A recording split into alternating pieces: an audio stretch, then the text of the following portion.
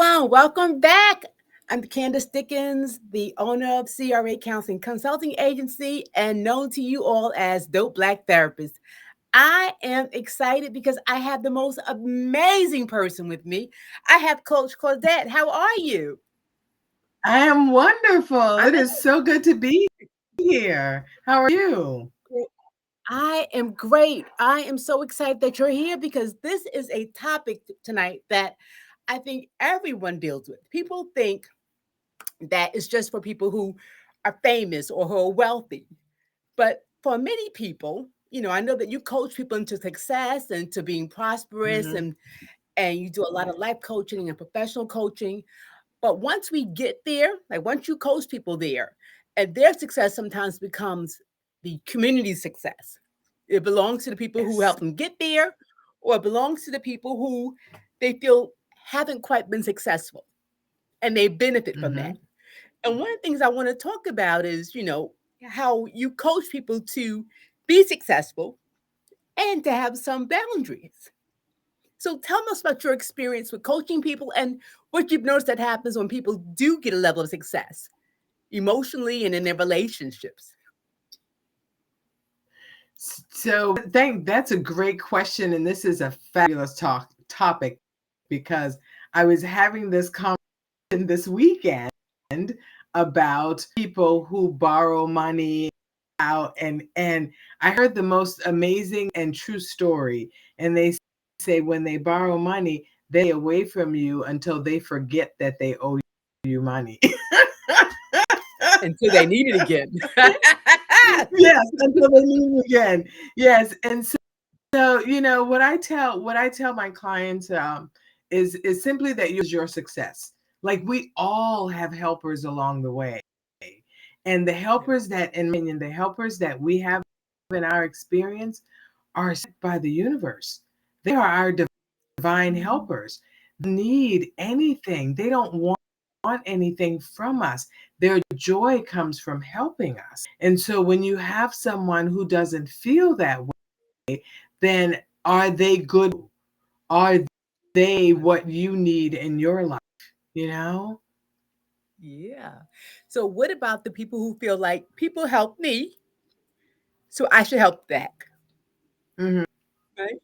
And then becomes a cycle of helping, right? And so if the spirit moves you, right, right. But if the spirit moves you to help someone, he said to me yesterday, if spirit doesn't tell me to help them, then I'm not helping them. If spirit doesn't move me, then I don't Yes, move yes, yes. my wallet.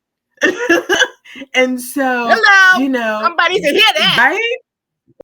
How If do you tell the spirit difference doesn't between move spirit? me, go ahead. How you tell the difference between spirit, guilt, and family legacy? Because sometimes it's my mother did this for me, so I do this for my brother, and then my brother will do it for my nephews. And sometimes it's I feel guilty if I don't help. I feel like I've let people down. You know, one of my favorite words, selfish. And so means for me is self-care. And so if I'm going to do something for you, I'm going and I stop doing it. And that's what I tell my clients.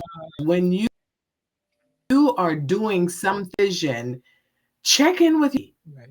because your body always tells you what's really going. Say you get that hunch or this person just rubbed you the wrong way, even though they haven't said or done anything. It's your body Right. talking to you. And so listen. Your body will tell you when it's so if it doesn't Mhm. feel good or it doesn't feel good anymore, right? Mhm. Yes. That's when you give yourself permission to be you said Mhm. selfish, but what we say as clinicians is to be self-oriented. Because selfish people are Mhm. afraid This that if is in our field, that if mhm. I show up, then you can't eat. Or if I share, you won't be successful. They're always afraid of something bad happening. But self-oriented Mm-hmm. people will say, no, I don't show up. I know that you got the God in you, or that you're resourceful. Mm-hmm. And I can help you, and it won't hurt me, but I won't do something that's going to hurt me. I'm being self-oriented, and I'm believing that the universe will send you some, or is trying to develop something in you so that you can take care of yourself. Mm-hmm. Yeah, Yes. yeah. And it's also to recognize that when the universe sends us help, it may not be help that we're expecting. And so Mm. it's important for us to um, not throw that away, not to throw away the opportunity or that thing simply because it didn't come in the package that we wanted in. Got it. And Got it. so, and the other thing too is that, if I am going to help you today, who's going to help you tomorrow? Or what are you going to do tomorrow? Because Mm. as an example, if someone calls you up and says, hey, I need some money to pay my rent. Okay, but who's going to pay your rent? Because if it's Mm. happening Great question. now, then next month is not going to be any different. Particularly if you are a person of your word, because if you ask me to Right. borrow it, you're also going to give me a date when I can expect it back. But how do you pay me Mm. back when you have rent next month? And so it's Great. like it becomes a vicious cycle until we decide that I am to allow this person to step into their own power, figure out their way. Mm. I like that. Mm-hmm. But that means I have to believe that they have the power to be their own solution. Yes, yes, Because sometimes it's that yes, we don't trust people with their own lives. So we yes, play yes. You're God, right? absolutely right. So Mm-hmm. we play God, or I'm not comfortable, so I become like a helicopter parent to people, even when these aren't my Mm-hmm. children, Right. right? Instead of learning how to manage the anxiety within myself, or even when we look at the shame, because sometimes, within certain cultures, there is a tendency of saying, hey, in our culture, we're very Yes. close. We take care of each other. Any Mm-hmm. advice on how to be culturally based and self-respectful? Because within some cultures, there is Boundaries. that thing about taking care. How do you have Mm-hmm. boundaries within your culture and be respectful of others? So, this conversation with someone who was having this cultural experience around that. Yes. And what I got her to was her body and how she was feeling. And so, if, as an example, she got a call to say, hey, can you come over and do this for me? If her body reacted in a negative way and feel good about it, she would say, Mm. middle of something right now, can I come over? She says, because that now the time to become mentally and emotionally ready, whatever it is that she has to deal with. Because, a lot of we feel that if someone calls, we have to move right then. We don't. It's not an emergency. If it's Yeah, an emergency, they should call 911. absolutely. Absolutely. So it's really being self-connected. And that's what I'm hearing, Mm-hmm. that there's a desire to be Yes. self-connected to the self. Like, what does your body say? I Mm-hmm. know what your culture says, but what does your body Right. say? And which one becomes more important? Yes. Connection to the self Mm-hmm. or to the culture? And can you do both? Mm-hmm. Right. And what's really interesting is that I had a conversation with a woman, and and my talk was titled The Joy of Selfishness. And I have that talk by defining selfish and selfless. Selfless is regard for others, or selfless is self. Uh-huh. I'm just messing it all up. But You, self you still is do. We regard get for you. We self. get you. Yeah. Yes. So why would I have, if I have all of my regard for someone else, then who has regard for me?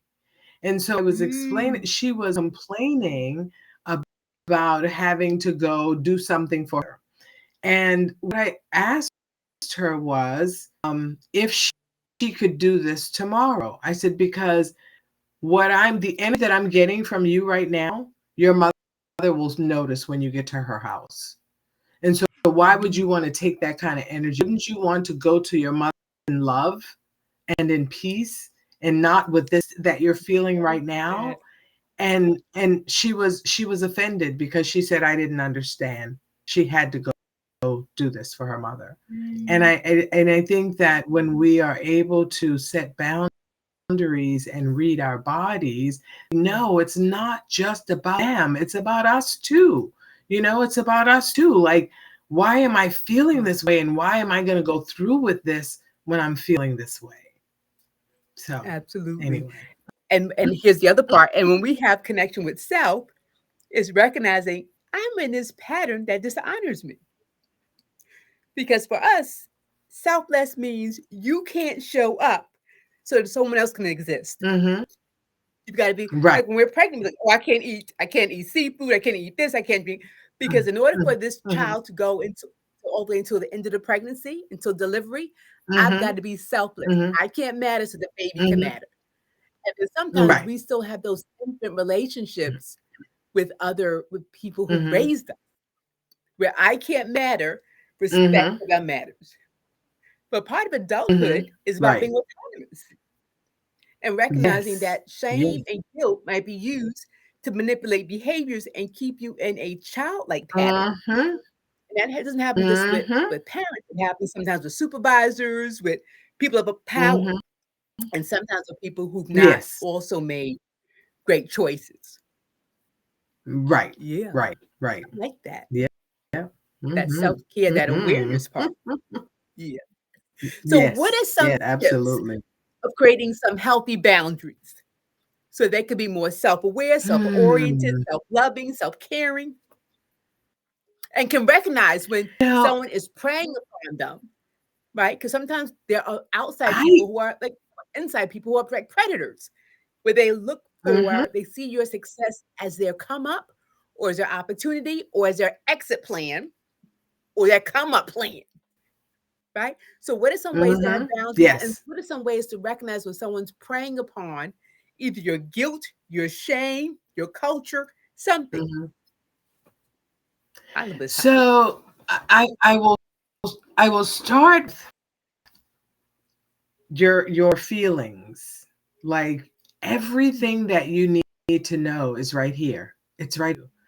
And so if you can just stop for a moment and recognize that it's all inside of you, all of the answers that you need, all of the guidance and the directions.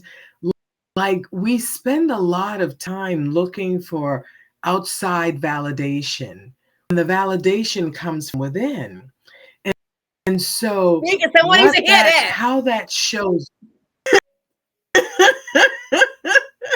and so Say how that that again. shows up, feelings. Okay.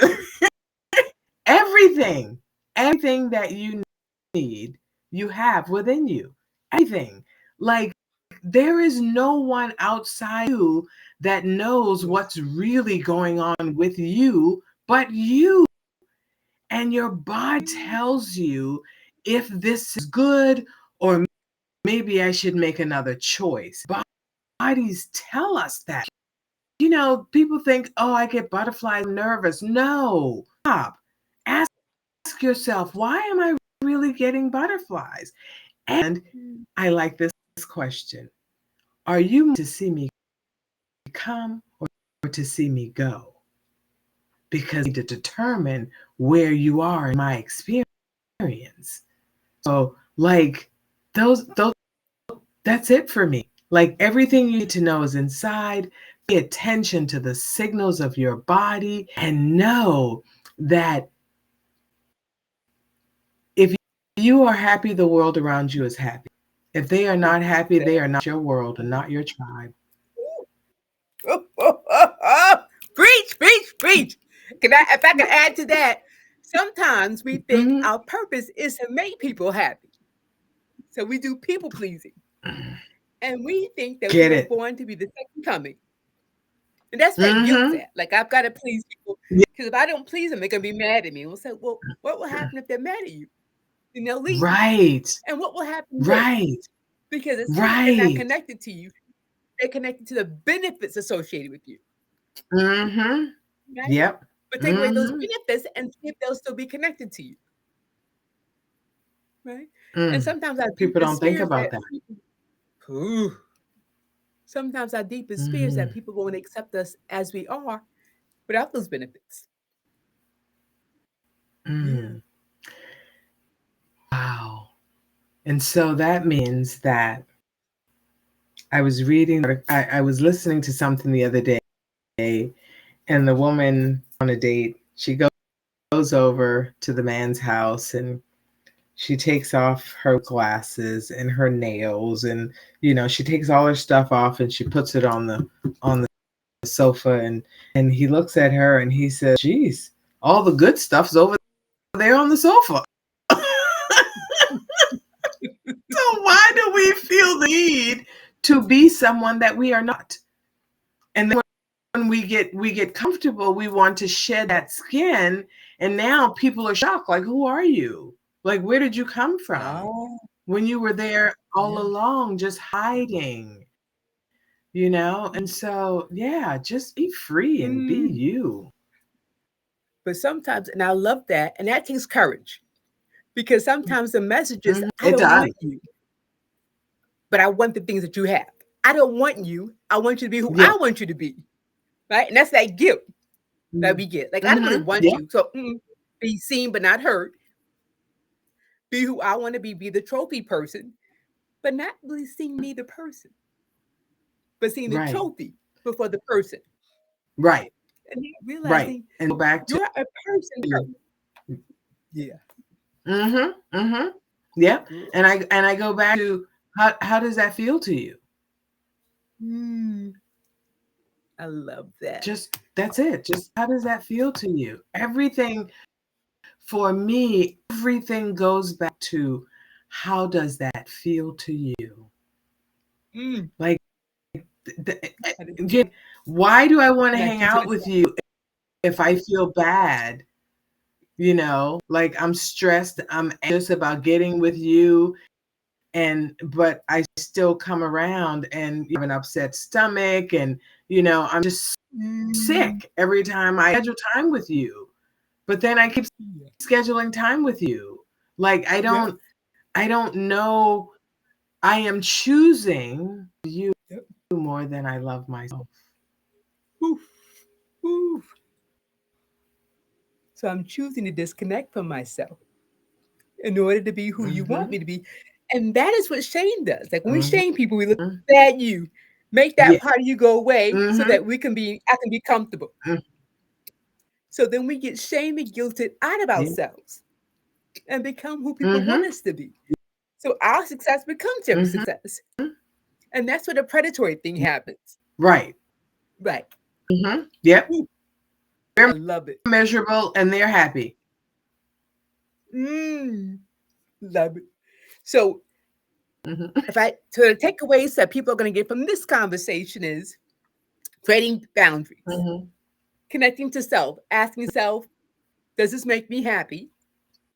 What were some of the other things that you think that people really need to take away from this conversation? So you had the boundaries and how does this make me feel, and happier to see them come or to see them go.